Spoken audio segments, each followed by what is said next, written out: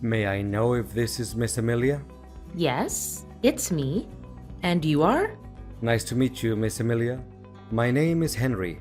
I was hired by your father, Mr. Smith, not long ago. He wanted me to keep you away from all of the misshapes and life-threatening dangers that are predicted to happen in the near future. What mishaps? Can you make it more specific? There's something you need to know, Miss Amelia.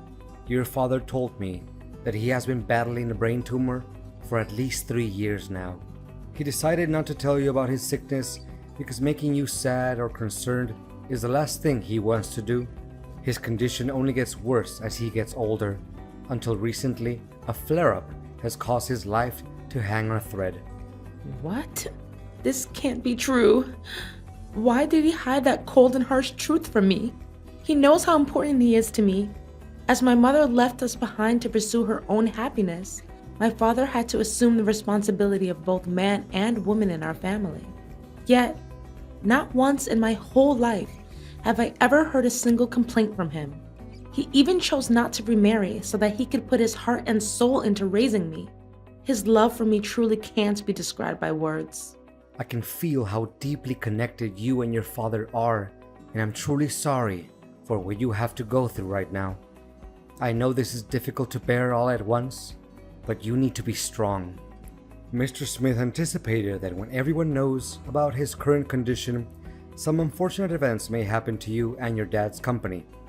That's why I'm here, to make sure that you'll be safe, no matter what circumstances.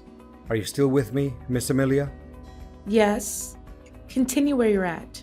I'm just gathering my courage, trying to calm down and not crying too much. I know you're a brave girl, Miss Amelia, and your father is always proud of you for that. But wait, why should I put my trust in everything you have to say? Clearly you just must be some random person who happened to know my number. Mrs. Smith figured that you would ask something similar. This is why your father asked me to personally send you a keepsake that's very dear to him, which is your mother's necklace. It should have arrived in your mailbox by now. Give me a few minutes to check. Well, I guess what you said is believable, because the one I found in my mailbox is definitely my mom's necklace, which my dad always carries in his pocket wherever he goes. Look, your father is still fighting hard for his life.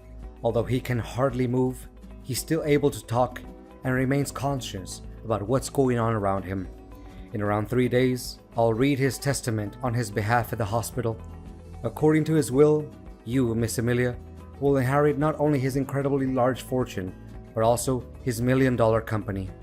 Well, money and power are never my first priorities. All I care about right now is my dad's vitality and well-being. Money and power may not matter much to you, but your father fears that some people may try to steal them from you, or even try to get rid of you so that they can lay their hands on your father's enormous property. That's why I'm here to protect you, and I'll be secretly watching over you from afar and immediately interfere whenever I feel that your safety is in peril. But you gotta make sure that no one can find out the truth about me, even the people who are closest to you. If that's what my dad wants, then I have no reason to disobey. But may I know the identity of people who want to harm me to appropriate my dad's wealth? Well, there are some names on your father's list of possible suspects. Until now, they haven't made any shady move yet, but it doesn't mean that you can let your guard down. Remember, anything can happen and put your life at risk after your father makes his announcement in a few days, and you have to prepare yourself for the worst case scenarios. I understand. Thanks for the advice.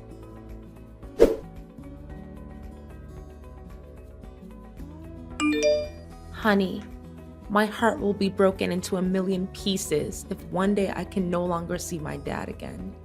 You know it hurts me as much as it hurts you. But as the doctor said, your father's at the final stage and his chances of making it through are very slim. Please don't say that.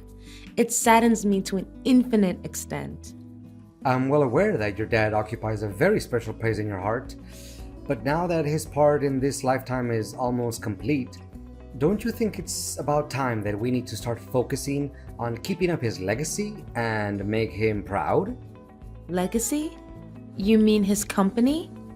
Well, I don't see any point in avoiding this matter. In fact, your father has dedicated his whole life for the growth of the company. Correspondingly, I'm sure that he would want us to take over his place and prolong his thriving business, don't you think? It really doesn't make any sense if you let his lifelong effort go down the drain by worrying too much about his destined demise.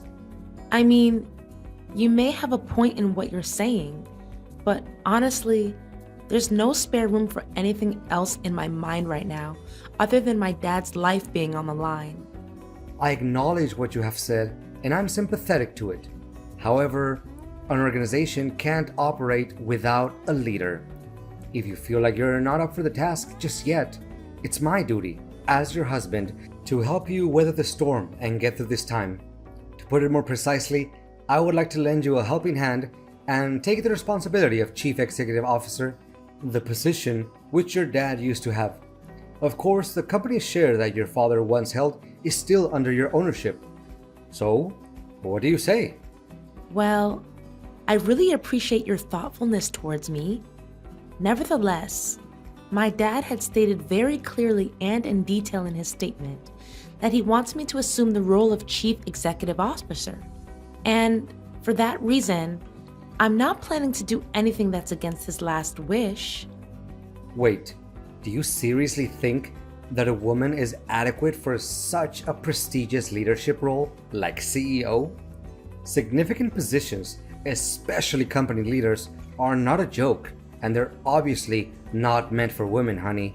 Don't let your brainless things like feminism trick you into thinking that you'll be able to fulfill such a substantial duty. What is your problem with women taking on significant positions at the workplace, really? Amelia, you do realize that women always have to depend on men to get everything done, right?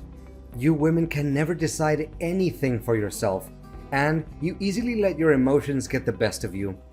If you still care about the family that we'll build together, you should reconsider your place and fulfill your duties as a wife, which means doing household chores and bearing my children.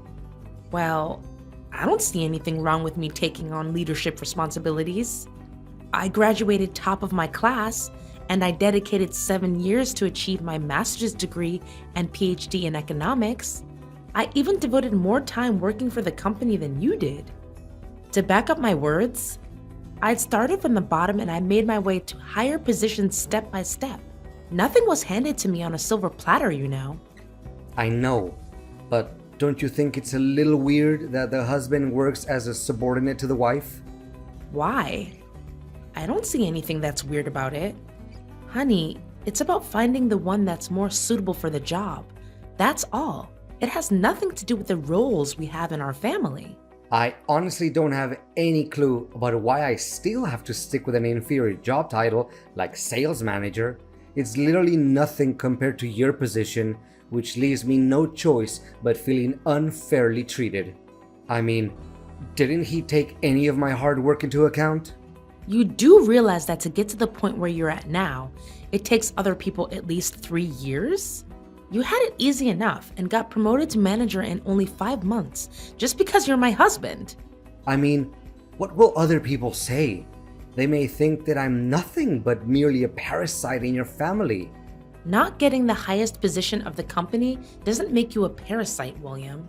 What's wrong with you all of a sudden? I thought you enjoyed your current job. I did, until I figured out how deceitful your father was. He promised that I would take his place after he retired. Now he swallowed his own words and had you take over the position instead. What? How can you make up such a lie? If my father intended to let you take control of the company, he would have told me about it. He never makes any important decisions without letting me know firsthand. Look, William, I don't want us to fight over this kind of thing. We're family, and being family means helping each other out in times of need, not picking a quarrel with one another over power and inheritance. Let me make it clear to you once and for all. If I don't get to work as the chief executive officer of the company, I demand a divorce as soon as possible. What? How could you say that so easily after our 3 years of marriage? And most important of all, in the toughest time of my life, when I'm about to lose my father? Well, your father doesn't treat me very nicely as well.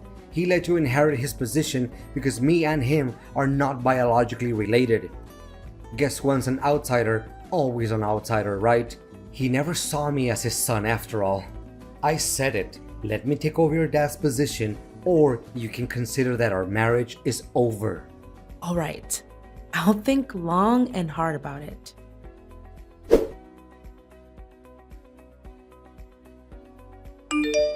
William, you can't believe what happened to me when I was on my way home after Dad's funeral. First, I was nearly hit by a truck while crossing the road. Then, out of nowhere, a flower pot almost fell onto my head. I bent down to tighten up my shoelaces. That was why I didn't get hit. After that, there were some people sawing down a huge tree, and I was nearly crushed by that. It definitely was not a lucky day for me. But where are you now, William? After the funeral ended, you were nowhere to be found. Everyone was so worried and they looked for you everywhere. What a shame to hear all of those unfortunate events. I'm not at home, by the way, and why should I be? What? What are you saying? Well, first of all, now that your father is dead, why should I be around you anymore? After all, it's his fortune and power that I went after in the beginning, not some kind of foolish love between you and I. You're telling me you didn't have any feelings for me in the first place? Not a tiny bit. Do you actually think that I approached you and your family because I fell for you? That's the most ridiculous joke that I've ever heard in my entire life. The only attractive thing about you is your dad's money. But I'm still the one who is in charge of my dad's company, right? How can you be so cocky? Well, not anymore. I now own papers proving that I'm the person who's gonna take over your dad's place as a CEO. He even gave me his shares in the company and every property that he possesses, including the house in which you're living. What? How could it even be possible? That's against the decision that he stated in his testament. There's no way he could do it without my approval. Don't you dare make things up. You know faking legal papers is a serious crime. Why should I be scared of your meaningless threat? My documents certainly comply with the law and regulations. They even contain your own father's handwriting and signature. So how can they be fake? Face the fact that from now on, you'll be officially kicked out of your dad's company and from your own fancy house. However, if you behave well, I'll show some mercy and let you work as a cleaner at the company. I can't believe you can be so ruthless and careless. You make it seem like we were never husband and wife, like we were nothing but strangers. It seems like you can't comprehend the situation very quickly, can't you? Look, it's over between us, and you'll be served with divorce papers soon enough. What's left for me is to enjoy my victory alongside the true love of my life, Luna. She's the one I'm gonna spend the rest of my life with. What? So you've been cheating on me too? How did I not notice that? In my eyes, you were a dutiful husband and a pious son-in-law to my father. You never came home late. You cooked for us whenever I was busy. You even took great care of my dad during his final days of living, as if he was your own biological dad. How did you change all of a sudden? Well, I didn't change anything. All I did was a little acting to cover my true intention. You don't know how much I had to contain myself from laughing as I saw you were blindly believing in everything I did and said. How could you do this to me? I just can't believe all of this. To think how kind me and my dad were to a jerk like you gives me chills down my spine. Kind? Am I hearing it correctly? Your father treated me like dirt. He didn't even let me take over the position that was rightfully mine all along. And you know what? He even had the nerve to, not just one time, scolded me and embarrassed me in front of my coworkers. I literally have no respect for that man. So you were holding a grudge against my dad this whole time? I mean, if he ever criticized you or your work, it was just because he wants you to be a better version of yourself and make progress. Well, now that hypocrite can carry all the criticism with him to his grave. So long, Amelia. Enjoy your homeless life.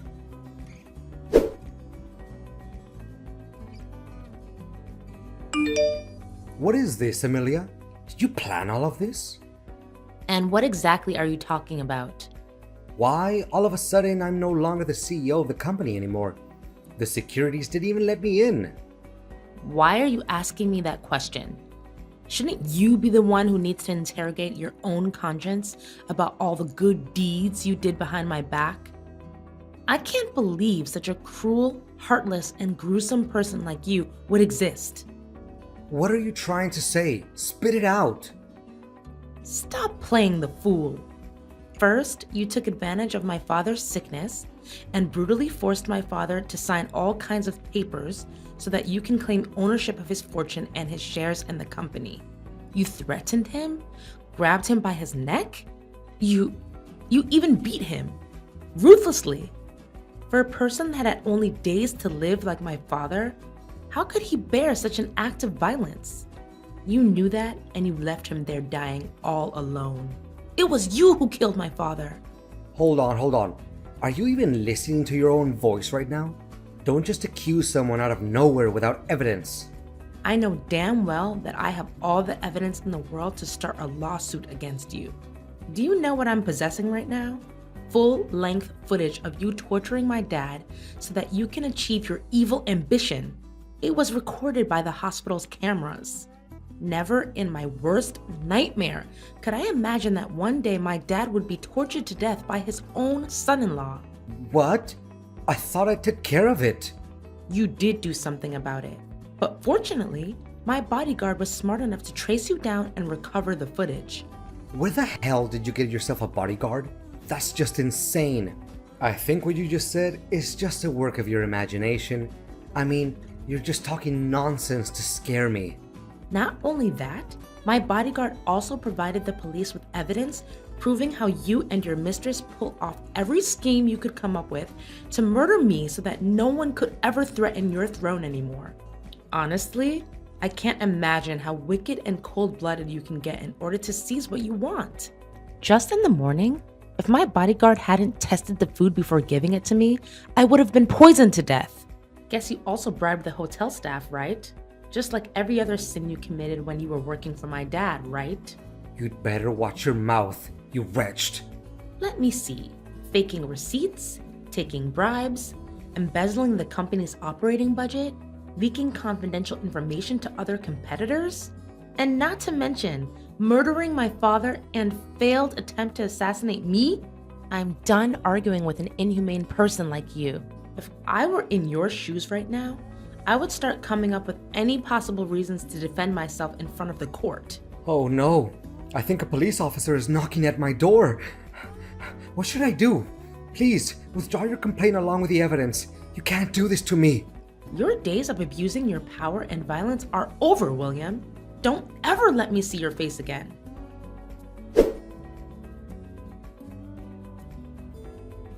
As the story got around, my case immediately grabbed the press's attention. The public, especially William's colleagues, were so angry that they even came to William's parents' place to demand justice for me. William fought as hard as he could and came up with every absurd and invalid argument to defend his crimes. However, with all the evidence that my bodyguard secretly helped me gather, I still won the case. Finally, my ex-husband's mask was exposed along with all of the dreadful crimes that he committed for the sake of power and money.